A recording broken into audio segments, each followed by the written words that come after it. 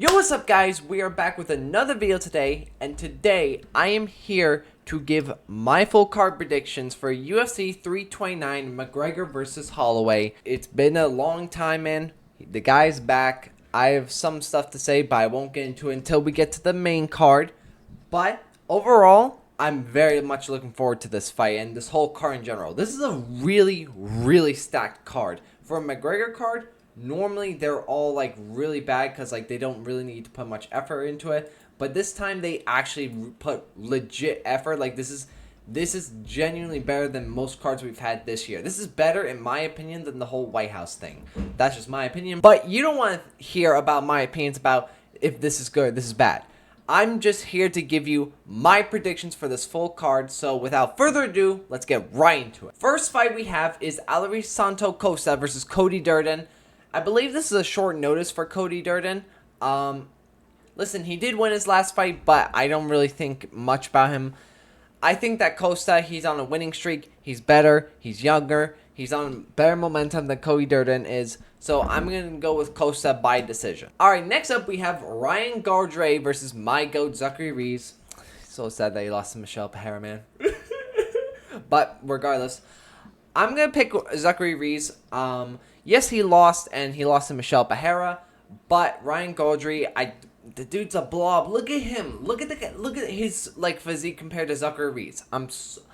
Dude, if this was heavyweight, you could maybe get away with that in unrankings. But if you're in middleweight or anything that requires actual shape, you're just not gonna do good. Like we saw against the only time that he is on a winning streak. He did win his debut, but mind you, it was against Daniel Medina. The dude sucks. Medina is he is the worst fighter in the UFC right now. So, come on, that's not a good win. That's not a good win.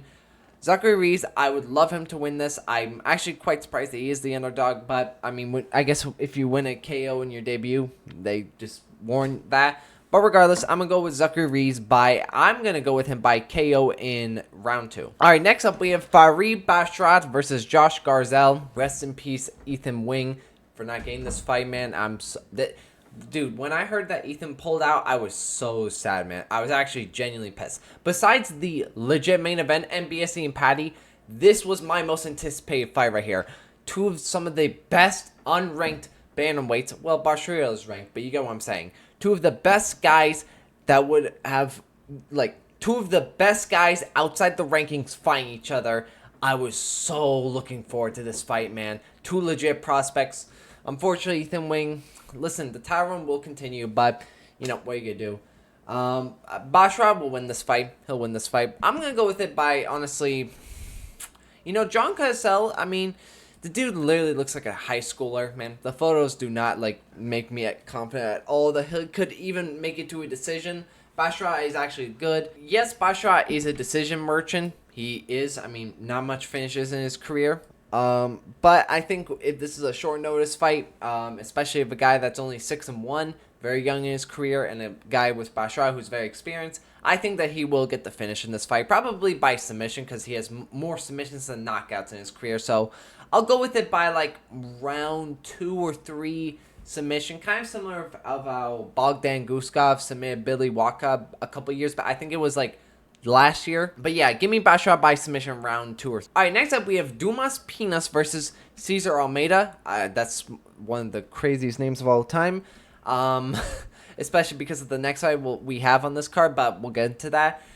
Dumas Pinas, this is actually quite a big step up for him because yes, he looked good. He looked very good in his debut. He's very got legit power, but the guy they KO'd was Scusa is not an insane win to have. It's not. If he beats Cesar Almeida, okay, we have a legit contender here. Because Cesar Almeida, he is a legit good unranked middleweight in that division. Very good. Even at his age, he's still very good in my opinion. I still think that's a decent win to have, especially if you're in the come-up like Dumas Pinas is. So I think that he will get this win, but I actually think he's going to have some trouble with Cesar Almeida. I think Cesar Almeida is very dangerous if you try to be reckless with his exchanges. Look at what happened in one of Cesar Almeida's last knockout wins. I can't remember the guy's name for the life of me, but if you know what I'm talking about, you know.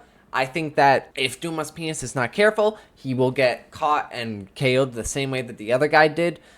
But I think, though, he will finish Cesar Almeida. I could see this being a round 2 finish. All right, next up for the end of the early prelims, we now have Tracy Cortez versus Wang Kong. Wang Kong is, this is a very tough fight to pick, man, because Wang Kong, she's been improving in her last couple fights. She's on a winning streak. Tracy Cortez, she just lost to Erin Blanchfield by submission. I think that if Tracy, the real question about this fight is, has Wang Kong legitimately improved her wrestling enough to the point where she can stuff takedowns by Tracy Cortez? That's what it really comes down to, because if it's on the feet, Wang Kong's going to win. She's an elite kickboxing fighter who actually fought like women like Valentina Shevchenko, so she has legit good kickboxing and striking compared to Tracy Cortez, who got pieced up by Rose Namajunas, a lot of other fighters. So it just really comes down to, has Wang Kong improved her takedown defense? I do think Wang Kong has improved her wrestling enough to the point where she can stuff the takedowns by Tracy Cortez.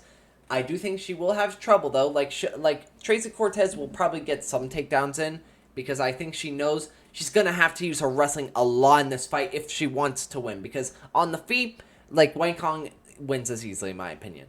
But if Tracy Cortez gets success on the ground, Tracy Cortez will win. That's how I look at this fight. I think it will be a competitive 29-28 for Wang Kong. I actually think that in round 1, Tracy Cortez will have success, but in the later rounds, Wang Kong will have the momentum come back towards her. All right, next up we have Luke Riley versus Kai Kamika. I'm going with Luke Riley by a competitive decision or a late round 2 finish. The reason I'm kind of confused on which one to go with is because Luke Riley is good. I actually think that he's good. I know people think he's overrated because he's going with kind of competitive decisions against guys that he really shouldn't be, especially with the hype that he has. I mean, he went to a competitive decision with Aswell Jr., which is not good, because if you looked at his last fight, if you saw it, he did not look good at all. He lost his last fight, so, it's not a good look for Luke Riley, because he's going against not the greatest guys, and he's having competitive fights with them. That's just, it's not good if you're a guy coming up. But I do think that Kai Kamika is not that good either. I actually think, though, he will have a competitive fight with Luke Riley. Maybe, I think Luke Riley will win every round, but I think that he will have a competitive 30-27. If he gets a finish against Kai Kamika, I will be like, okay, that's very good, very good. All right, next up we have my boy Cody Garbrandt versus Adrian Yanez. Dude, Cody Garbrandt is the better fighter of Adrian Yanez. He just is. But that last fight, man, was just so bad to watch. And if the refs didn't take away the points of the fighters, which, in all honesty, the fighter did deserve to have the points taken away. But regardless, if there was just a normal fight, Cody would have lost that fight. Let's just keep it real now. Let's keep it real. Maybe Cody's going to improve, actually. Maybe he's going to actually take this fight seriously or something. I don't understand what was going on in that fight. One of the strangest fights I've seen in a bit. But I don't think so, man. I think as well as the fact he's 35 years old, he's out. I think it's very clear now. I really came down to the Barcelos fight that he's just really out of his prime at this point. And Adrian Yanez, he's still coming up, man. He's still hungry. He wants to get back into the winning column and try to reclimb back to the ranks where he once was back, I believe it was 2023. We'll see, man. I mean, I'd love Cody to win this, but I think Adrian Yanez is going to win this by TKO in round 2. He does have power as well. I forgot to mention that. Adrian Yanez does have decent power in that division. I think Cody has removed the whole chinny accusations, but they're still there in some capacity, especially with the guy that has power. All right, next up we have one of the most talked about guys, Gable Stevenson versus Esrona El-Lassen. What do you want me to say? Gable Stevenson by TKO in round 2? I actually think it's gonna be TKO in round 2. I could say a lot about this guy, and trust me, I do. I've heard a lot about the stuff that's been going on with this guy. I don't like Gable Stevenson. If you know literally anything about this guy's background and his past, you are not gonna like this man at all. You are just not going to. I might make a video about him, but not right now. I don't think I've got other stuff working on. But I'll go with Gable Stevenson by round 2 TKO. I actually think that he will have some difficulty in the first round because the guys that he's been finishing are literal cans. Anybody that he beats in dirty boxing means literally nothing to a guy you beat in the UFC.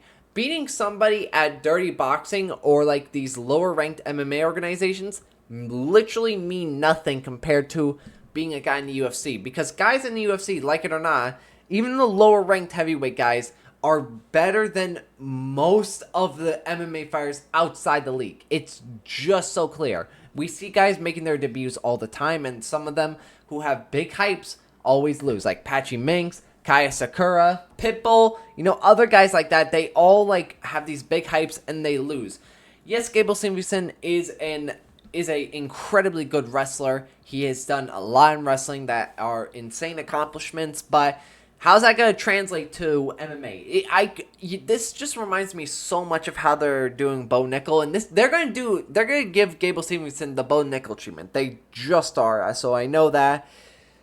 I mean, but again, I think this will be I actually think that he will have some trickiness with Ellison, not because I think Ellison's good, but more or less because they're hyping him up too much. And we also have to remember, the guy's 3-0 in his MMA career. He just started MMA. He's still got tons of stuff to work on. His defense is not that great. Ellison actually has way more experience compared to Gable Stevenson in all-around MMA. So I actually think they will have some trickiness going into the fight.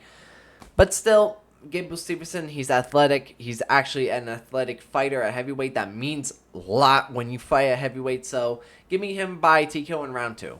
Now, to finish off the prelims, we have Nikita Krylov versus Robert Whittaker. Please, Robert Whittaker, win this fight. Please, Robert Whittaker, win this fight. Please, Robert Whittaker, win this fight. I'm going with Nikita Krylov. I hate to do this. I hate to do this.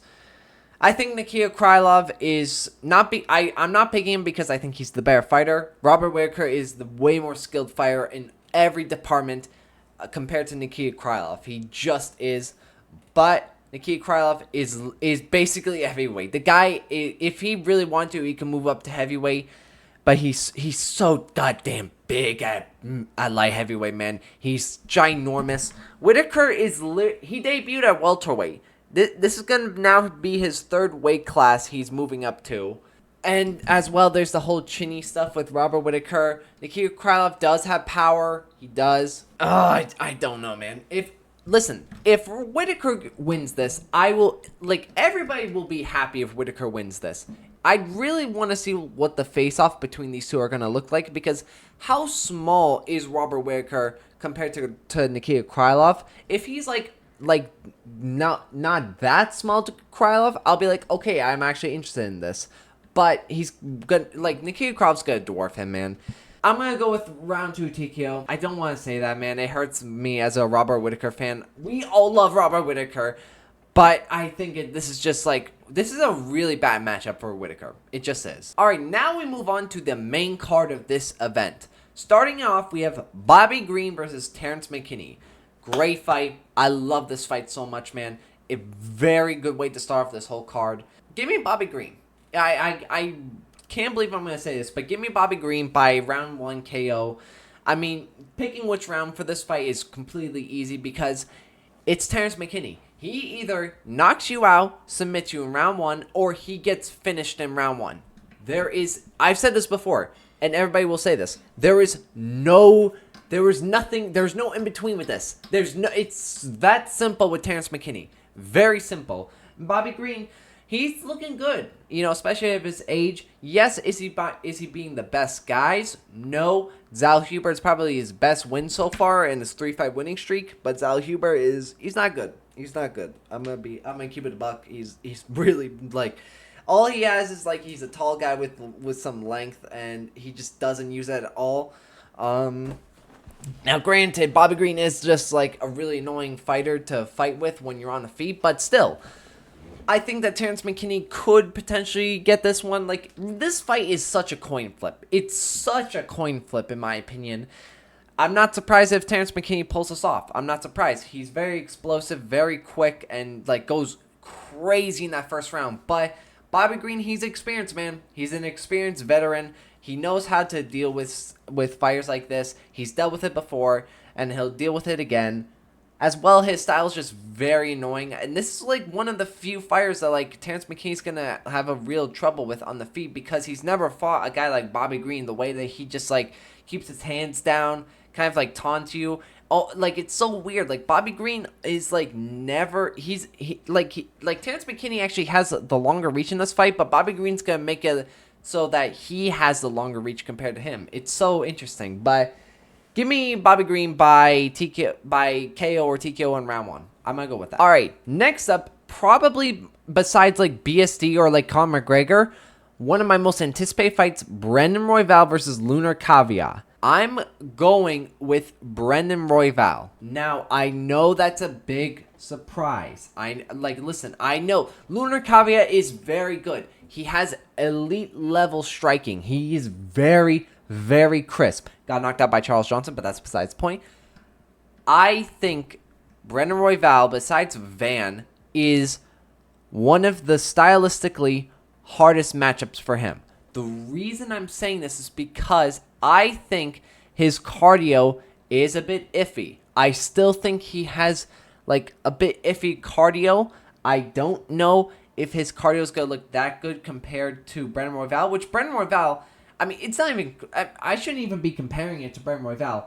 Besides Joshua Van, nobody can really keep up with Royval's like pacing. Like, he is an insane pacer, and if I'm Royval, I'm doing exactly what I did to Joshua Van to just make sure that I can win this fight. Because Lunar Caveat, yes, like in fairness, Royval did get knocked out against Manel Cap, but Manel Cap's the only fighter in that division who has legit power. Lunar does have decent power, I'd say. He did drop Brandon Moreno, which is quite impressive, but it's nothing too crazy for me to say, oh, Lunar Caveat's gonna knock Brandon Royval out. Like, I don't think so. Royval's taken a couple months off to recover his chin, so I think the whole will he get knocked out won't happen.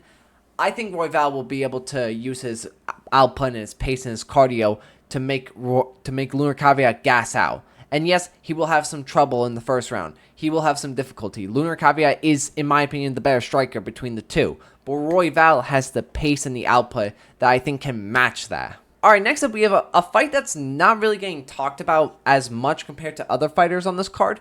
Corey Sandhagen versus Mario Batista 2, the rematch. Because, I mean, I always forget that these two actually fought and Corey Sandhagen beat him.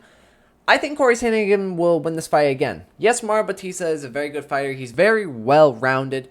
But Corey Sandhagen's just a better well-rounded fighter compared to him. He's got better strike, in my opinion. He's got good kicks, good knees. I think his wrestling scrambles are very underrated, in my opinion. Same with Mario Batista, but I think Corey Sandhagen has better wrestling, and I think that he has better submission threats compared to Mario Batista. I just think overall Corey Sandhagen is a better all-around fighter than Mario Batista. I'm not saying that Mario Batista is a bad fighter by no means. I think that he is very skilled. As much as I hate to say it, I'm a D1 Mario Batista hater, but Mario Batista is good. He had a decently competitive fight against Umar Nurmagomedov, dropped him with a high kick, and didn't get completely out-wrestled badly by Umar, which in the same thing, Corey Sandhagen didn't either, but that's besides the point. We're not comparing either one of them against Umar. I'm just saying that I think that Corey Sandhagen has displayed better skills than Mario Batista has. So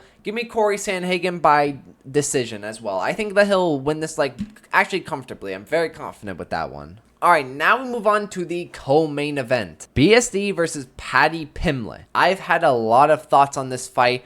I've talked to a lot of people who know MMA and they love MMA, and a lot of them are picking BSD, and I am as well. Let's make that clear. I'm picking BSD. I'm gonna go with him by round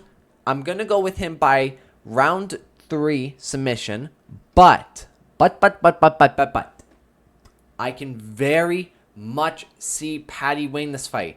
This is a winnable fight for Paddy, in my opinion, but it's a tough fight. It's such a tough fight for a guy to beat a guy like BSD, man. This guy is a marauder. He's a marauder. Non-stop pressure, non-stop like pacing. He always tries to go for the finish. I'm pretty sure all of his fights that he's won are all by finish.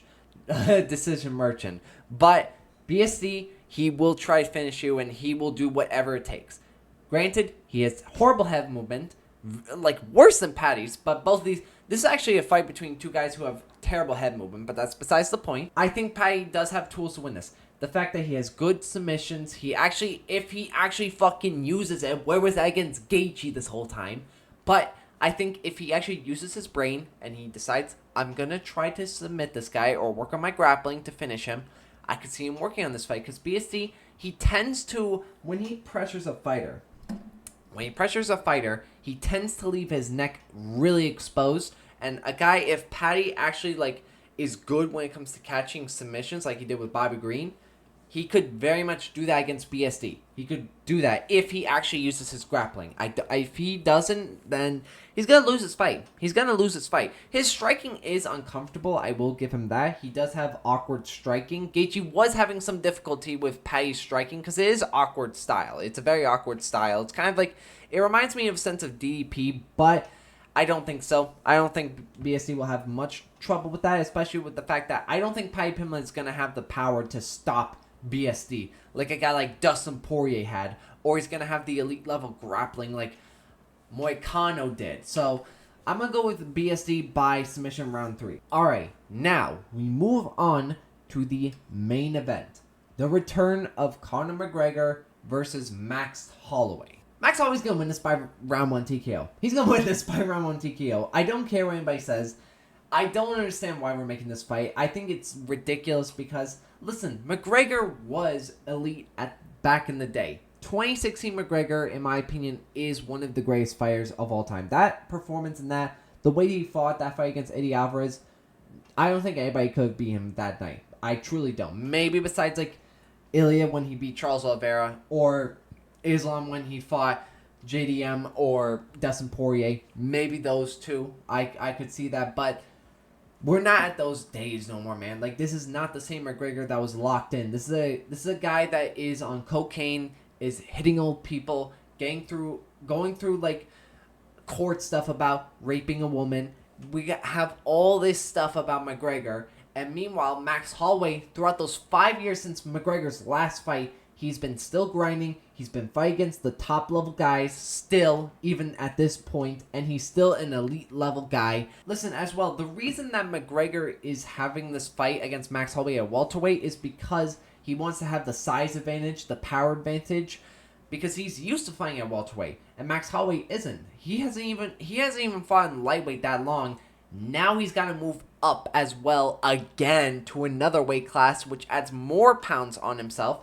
And Conor McGregor, he's been used to that before. So that's why they're doing this at welterweight. So could I see McGregor somehow pulling this off? I mean, yes. There is a potential because, listen, we've had major upsets so far. Strickland being Kamzat, Gane KOing Pereira, Gaethje being Ilya. We've had so many upsets this year, and why not add one more for the lot of it, just to surprise us again? I could see that. I could see that so much happening. There is a script for this. I could very much see the script of this happening, but I think Max Holloway will win this fight. I don't think that you can lose a fight, come back 5 years later, and expect to be still one of the best fighters. I don't think that at all. This is a very nightmare matchup for Conor McGregor. He's never had good cardio. Never has been. Besides maybe when he fought Nate Diaz, when he actually legitimately had to improve his grappling and his cardio. But Max Holloway, man, he's got the pressure. He's got the cardio to go all these rounds. And yes, I did just say that, him moving up to welterweight might actually affect that. I mean, I actually didn't, but you get what I'm trying to say. It's not going to be too bad. I think that he'll be fine. If he gasses out in, the second or third round, yeah, it's over. It's over. McGregor's going to win that. But I don't think so. I think Max Holloway is a legit locked-in fighter. He's not going to, take a guy like McGregor lightly or something like that. He's going to be a guy that's going to train hard for every fight to show the best performance. But, guys, that is me giving my full card predictions for UFC 329, Conor McGregor versus Max Holloway. Let me know what you guys thought about this. Do you agree with some of these takes? Do you not? Do you think that, again, all these are going to go horribly wrong like in my last prediction, but we will get this right, trust me. Especially with this main event. I am so confident on this. If McGregor actually wins this, I'll do whatever the top comment says that is a reasonable thing. But I will see you all in the next video. Peace!